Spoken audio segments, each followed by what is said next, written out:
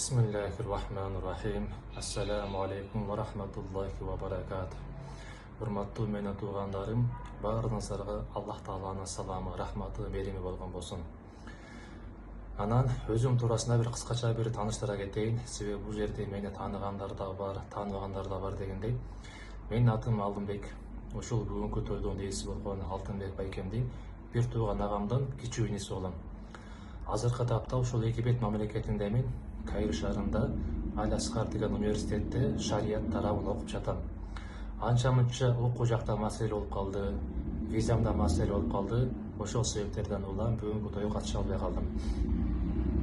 Андан кийин менин бир тууганым болгон, менин бир боорум Алтынбек байкем жана ошондой эле жеңем бүгүнкү үйлөнүлмө тоюңуздар кут болгон болсун.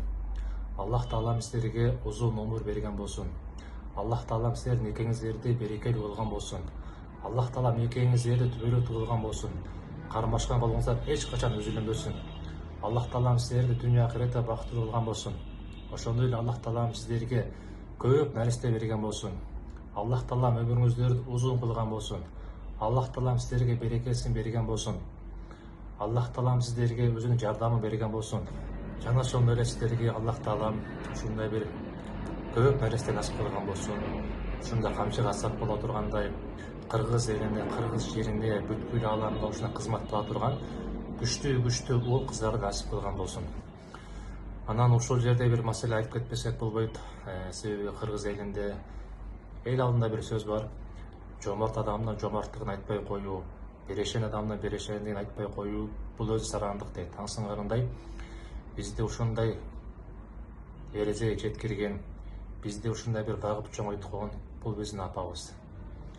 Өзүңүздөргө маалым болгондой эле биз 3 эркек, 3 бир тууганбыз. Биз кичинекей кезде атабыз казы болуп калган.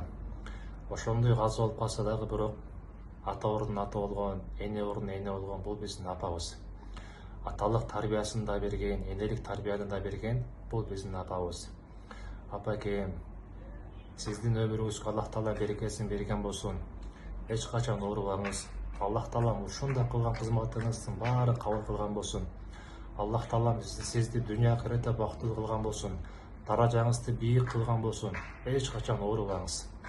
Ушул биздин төрүбүздө гана биздин кызматыбызды көрүп, биздин төрүбүздө гана отуруп бериңиз апакем. Анан ушул апабыз деген биз үчүн өзүнүн жаштыгын берген, өзүнүн ден соолугун, өзүнүн убактысын берген. Мынакей ошончол курбачылыктын аркасынан бизге окшогон жигиттер чоңойду. Мунун баары апамдын себебинен болду. Анан албетте баардык эле адамдар бактылуу болууну каалайт. Бирок ошол бактылуулукка жеткире турган жолдордун бир жолу бул ата-эненин ыраазычылыгын табуу, ата-энеге кызмат кылуу. Себеби ата-эне ыраазы болгон болсо, Алла ыраазы болгон болот. Эгерде Алла ыраазы болгон болсо, мына ушул инсандын бактылуу ошол болот. Инсан максатына жеткен болот. Инсан ошондо бактылуулукту тапкан болот. Жана ошондой эле ушул тойго келген баардык туугандарыма, алыстан келген, жакындан келген баардыгыңыздарга Аллах Таалам ыраазы болгон болсун. Сиздерге чоң рахмат. Ушундай алтындай болгон убактыңыздарды бөлүп келип бергениңиздерге Аллах Таалам ар бир кадамыңыздарга эселеген сооптор жазган болсун.